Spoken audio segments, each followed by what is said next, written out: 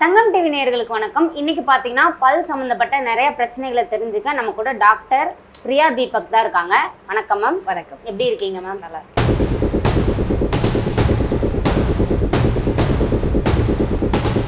யூஸ்வலாக பார்த்தீங்கன்னா பல்லோட மேல் லேயரில் தான் வந்து பார்த்தீங்கன்னா சொத்தைன்றது ஏற்படும். பல்லுக்கும் ஈருக்கும் நடுவில் சொத்தைன்றது ஏற்படுமா? கண்டிப்பாக ஏற்படும். ஆனால் அது எப்படி ஃபார்ம் ஆகுதுன்னு ஃபஸ்ட்டு பார்க்கலாம். நார்மலாக நீங்கள் ஒரு நாளைக்கு எத்தனை வாட்டி சாப்பிட்றீங்க? 3 டைம். ரொம்ப பசிச்சா 4 டைம். 4 டைம் சாப்பிட்றீங்க. ஒரு வருஷத்துக்கு யோசிச்சு பாருங்க, நிறைய வாட்டி சாப்பிட்றீங்க. நீங்கள் ஒவ்வொரு வாட்டியும் சாப்பிடும் போது ஜஸ்ட் 2 துகள் மாதிரி நம்ம பல்லுக்கும் ஈருக்கும் சின்னதாக ஒரு கேப் இருக்கும். ஸோ அந்த துகள் வந்து என்னென்னா ஆட்டோமேட்டிக்காக அந்த பாக்கெட்டுக்குள்ளே போய் ஃபார்ம் ஆகும். ஸோ அந்த பாக்கெட்டில் வேறு ஏதாவது ஸ்டிக்கி ஃபுட் சாப்பிட்டீங்கனாலும் அட்டாச் ஆகிக்கும். ஸோ அங்கேருந்து வாயில் கிருமிகள் இருக்கும். கிருமிகள் சாப்பிட வேணாமா? ஸோ கிருமிகள் என்ன பண்ணும்? அதை சாப்பிட்டுட்டு ஆசிட்ஸை ரிலீஸ் பண்ணும். ஸோ ஆசிட்ஸ் ரிலீஸ் பண்ணும்போது என்ன ஆகும்? பல் வந்து நார்மலாக சொத்தையாயிடும். ஸோ இது சொத்தைக்கு உண்டானது. ஸோ இடுக்கில் வந்து ஜாஸ்தியாக ஃபார்ம் ஆகும். ஸோ இதே சாஃப்ட் டெப்ரிஸ் பார்த்தீங்கன்னா பிளாக்னு சொல்லுவாங்க, அப்படியே ஒட்டியே இருக்கும். அதே வந்து ஹார்டாக மாறும் போது கால்குலஸ்ன்னு சொல்லுவாங்க. ஸோ கால்குலஸ் அப்படியே பல்லு மேலே ஒட்டிக்கிட்டே இருக்கும். ஈரும் பல்லுக்கும் கேப்பில் ஒட்டும் போது ஈரு வந்து ஒரு மென்மையான ஸ்ட்ரக்சர் இல்லைங்களா?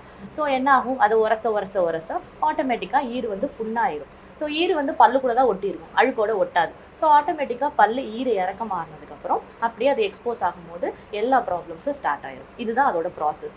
காசஸ்ன்னு பார்த்தீங்கன்னா நார்மலாக வந்து இப்போ பல் அமைப்பு பார்த்துருக்கீங்களே. ஸோ டூத் அலைன்மெண்ட் பார்த்தீங்கன்னா பல் அமைப்பு வந்து கோணல் மாணலாக இருக்குது, ஸோ ஒழுங்காக இல்லை அப்படின்னா க்ளீன் பண்ணுறது கஷ்டமாக இருக்கும். ஸோ க்ளீனிங் நீங்கள் வந்து ஈஸியாக க்ளீன் பண்ண முடியாத நேரத்தில் வந்து அழுக்குகள் வந்து அங்கே மாட்டிக்கிட்டு பல் சொத்தை வரலாம். So first teeth alignment. ரெண்டாவது பார்த்தீங்கன்னா ஈர் இறக்கம் தான் மெயின் ப்ராப்ளம். இந்த நடுவில் மாட்டிட்டு வர்றதுக்கு. ஈர் இறக்கம் எதனால் வருது?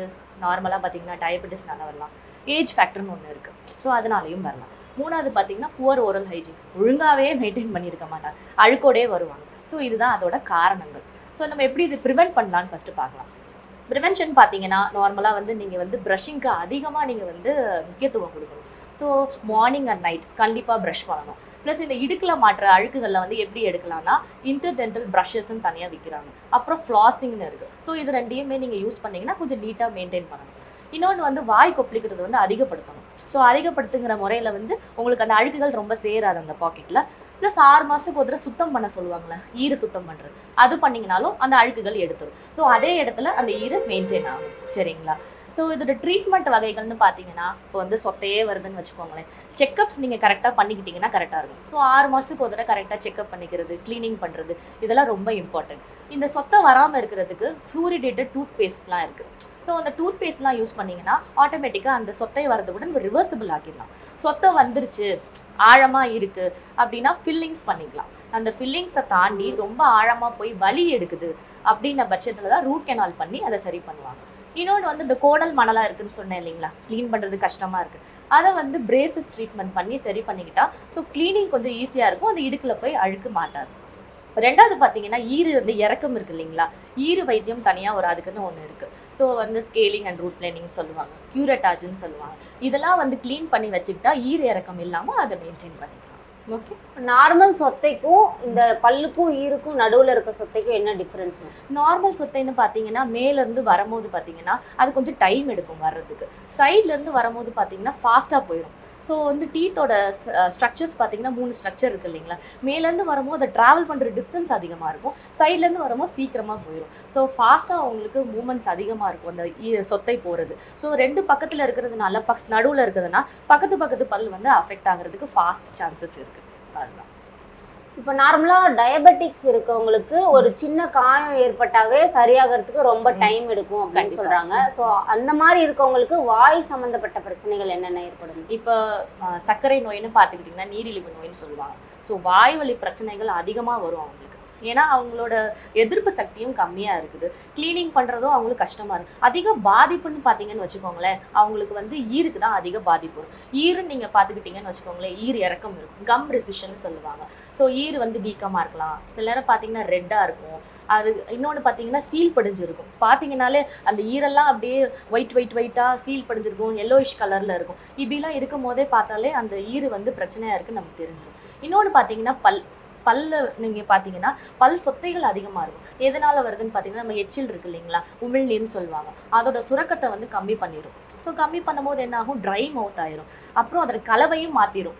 இந்த சர்க்கரை நோய். அப்போ வந்து என்ன ஆகும், ட்ரை மவுத்னால நிறைய பூச்சிப்பல் வர்றதுக்கு வாய்ப்புகள் அதிகமாக இருக்கும். இப்போ இந்த தொற்று சொன்னேன் இல்லைங்களா, ஈறு மூலமாக இவ்வளோ பிரச்சனை இருக்கும் போது பல்லை சுற்றி இருக்கிற எலும்புக்கு என்ன ஆகும், அப்படியே தேஞ்சு போயிடும், பல்லு அப்படியே ஆட ஆரம்பிச்சு பல்லு கீழே விழுந்துடும். இதுதான் மேஜர் இது. ப்ளஸ் நிறைய வாய்ப்புண்ணுங்கள் அவங்களுக்கு வரும். ஸோ இதெல்லாம் நம்ம தவிர்க்கணும்னா என்ன பண்ணணும், கரெக்டாக பிளட் செக்அப் பண்ணி கரெக்டாக அதை மெயின்டைன் பண்ணுறது தான் ரொம்ப இம்பார்ட்டன்ட். டயபெட்டிஸ் பேஷண்ட் நிறைய வந்து ஸ்வீட் சாப்பிடக்கூடாதுன்னு சொல்லுவாங்க. இன்கேஸ் இந்த மாதிரி கேவிட்டி ஆச்சு அப்படின்னா அது ரொம்ப பெரிய பாதிப்பை ஏற்படுத்தும். கண்டிப்பா அது அதிகமா பாதிப்பு ஏற்படுத்தும் தான் சொன்னேன் இல்லைங்களா, நிறைய ட்ரை மவுத் ப்ராப்ளம் வரும்.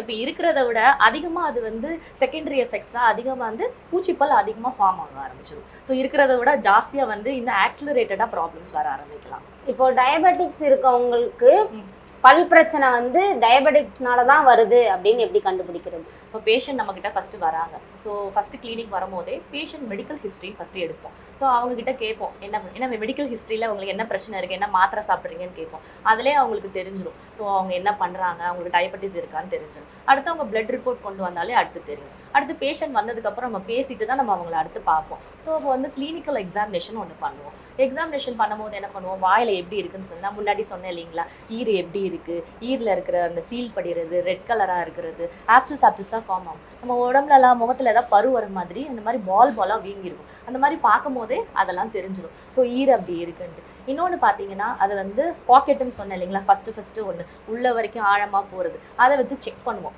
எப்படி ஆழமாக போகுதா எப்படி இருக்குது. ஸோ அந்த மாதிரி ஆழமாக போகுதுனாலே நமக்கு தெரிஞ்சிடும் இந்த மாதிரி அவங்களுக்கு பிரச்சனை இருக்குது, டயபெட்டிஸ் இருக்குன்னு தெரிஞ்சுக்கலாம். இன்னொன்று வந்து பல்ல ஆட்டம் காண்றது, நிறையா பல் வந்து ஆடிக்கிட்டே தான் இருக்கும். ஏன்னா ஈறு அடி ஆயிடுச்சுனாலே எலும்பு அடியாகி பல்ல ஆட்டம் கண்டுரும். ஸோ இது ஒன்று. ப்ளஸ் இன்னொன்று வாய்ப்புண்ணு அதிகமாக இருக்கும் அவங்களுக்கு. வாய்ப்புண்ணு அங்கே வாயோட ஓரத்தில் இந்த மாதிரி பிரச்சனைகள் இருக்கும். இன்னொன்று நாக்கு பார்த்தீங்கன்னா நாக்கு மேலே வந்து ஒரு சின்னதாக ஒயிட் கலரில் கோட்டிங் இருக்கும். ஸோ ஃபங்கல் இன்ஃபெக்ஷனாக கூட இருக்கலாம். ஏன்னா அவங்களுக்கு எதிர்ப்பு சக்தி கிடையாது. ஏதாவது வந்துச்சுன்னா நாக்கில் வந்து கோட்டிங் இருக்கும். ஸோ அது வந்து ஓரல் த்ரஷ்ன்னு சொல்லுவாங்க. ஸோ அது வந்து ஃபங்கல் ட்ரீட்மெண்ட் மாதிரி அது பண்ணுற மாதிரி இருக்கும். ரெண்டாவது பார்த்தீங்கன்னா நிறையா மாத்திரைகள்லாம் சாப்பிட்றாங்களே, சத்து குறைபாடுனால என்னங்கன்னா பேச்சஸாக இருக்கும். அந்த நாக்கோட அமைப்பே இல்லாமல் இருக்கும். விரிசல் விட்ட மாதிரி ஃபிஷர்டு டங்குன்னு சொல்லுவாங்க. ஸோ அந்த மாதிரி நாக்கில் வந்து அந்த மாதிரி இருக்கும். இன்னொன்று பார்த்தீங்கன்னா ஜாகிரபிக் டங்குன்னு சொல்லுவாங்க. அப்படின்னா என்னென்னா பேட்சாகவே இருக்கும். ஜாகிரபியில் எப்படி மேப் பார்ப்போம் அந்த மாதிரி நாக்கு மேலே ரெட் பேச்சஸாக இருக்கும். ஸோ இதெல்லாம் வாயில் ஃபஸ்ட்டு பார்த்தாலே தெரிஞ்சிடும் அவங்களுக்கு டயபெட்டிஸ் இருக்குன்னு. இதெல்லாம் பார்க்கும்போது ஸோ ஃபஸ்ட்டு பேஷண்ட்டை கேட்குறோம், அடுத்து பார்க்குறோம், அடுத்து வந்து எக்ஸ்ரே எக்ஸாமினேஷன் பார்க்குறோம். எக்ஸ்ரே ஃபஸ்ட்டு அவங்க சொல்லலை, அவங்களுக்கே தெரியாமல் சர்க்கரையே இல்லை அப்படின்ற மாதிரி நினச்சிருந்தாங்களா?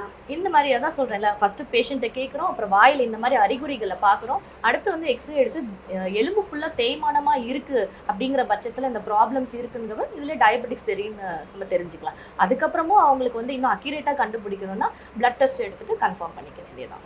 நிறைய பேருக்கு தெரியாது வரும்போது இதெல்லாம் இருக்குது செக் பண்ணுங்கன்னு சொன்னால் இல்லைன்னு தான் சொல்லுவாங்க. டாக்டர்கிட்டே நான் போனதில்லைன்னுலாம் சொல்லுவாங்க. ஆனால் வந்த பிறகு இதெல்லாம் செக் பண்ணதுக்கப்புறம் நம்ம கன்ஃபார்மாக சொல்ல முடியும் இதெல்லாம் இருக்குது. ஈறுகளை நம்ம எப்படி பாதுகாக்கணுமா?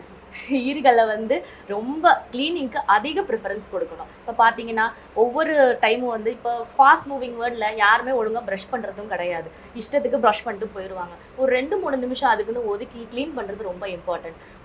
ஒரு ப்ரஷ்ஷை நீங்கள் ஒரு சைடு வைக்கிறீங்கனாலுமே உள் பக்கம், சைட் பக்கம், உள் நாக்கு பக்கம் எல்லாமே அழகாக க்ளீன் பண்ணிட்டு தான் போகணும். ஸோ மார்னிங் அண்ட் நைட் கண்டிப்பாக க்ளீன் பண்ணணும். ஸோ அப்போ வந்து ஈறுகள் நல்லா மெயின்டைன் ஆகும். 6 மாதத்துக்கு ஒரு டென்டல் செக்கப்பும் ஸ்கேலிங்னு சொல்லுவாங்க. இங்கே க்ளீனிங் வந்து பண்ணாதான் அந்த அழுக்கு நான் சொன்னேன் இல்லைங்களா மொதல் ஃபார்ம் ஆகும்ட்டு, அதெல்லாம் எடுத்துட்டிங்கனாலும் அப்புறம் ஒரு மாதம் மவுத் வாஷும் ஆயின்மெண்ட்ஸ்லாம் தருவோம். அதெல்லாம் பண்ணால் அந்த அழுக்கு எடுத்ததுக்கப்புறம் அந்த ஈர அதே இடத்துல ஒட்டிக்கும். ஸோ இதை மெயின்டைன் பண்ணாலே போதும். ப்ளஸ் சைடில் இருக்கிறதுக்கு வந்து இன்டர்டென்டல் ப்ரஷ்ஷு, ஃப்ளாஸிங் இதெல்லாம் பண்ணினாலே ஈர் நல்லா மெயின்டைன் ஆகும். நம்ம கூட இன்னைக்கு நிறைய விஷயத்த ஷேர் பண்ணதுக்கு தேங்க்யூ.